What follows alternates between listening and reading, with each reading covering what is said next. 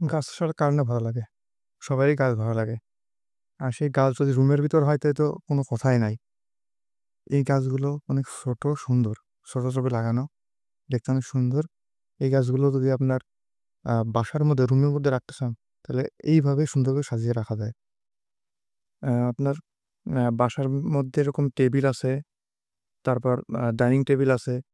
তো আপনার পড়ার টেবিল আছে, এভাবে সুন্দর করে সাজায় রাখলে অসাধারণ দেখা যায়। ভিতরে কিছু পাথর দিয়ে দিলে আর সুন্দর রঙিন পাথর দিলে আরো ভালো ভালো দেখা যায়। আমার কাছে রঙিন পাথর আপাতত নাই। এইজন্য পাথর ছাড়াই দেখাচ্ছি। তো চলে আসবে এটা ইনশাআল্লাহ অতি দ্রুত। এরকম জুড়াই ভাই। অনেকগুলো গাছ একটা লাইন আরেক এরকম জুড়াই, জুড়াই ২ টা করে গাছ রাখবেন। অসাধারণ দেখা যাবে। আর সবুজ প্রকৃতি যখন পাশে থাকে না, তখন আসলে খুবই ভালো লাগে এবং তাদের প্রতি মনোযোগ অনেক বাড়ে।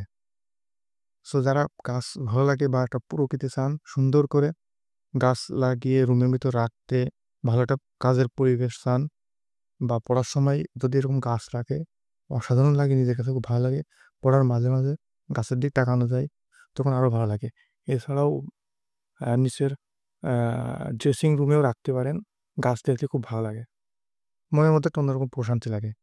সো যারা পছন্দ করে গাছ এরকম ছোট টবে সুন্দর করে লাগায়ে আপনি যেখানে ইচ্ছা সেখানে নিয়ে যেতে পারেন। এইটা অনেক ভালো লাগে।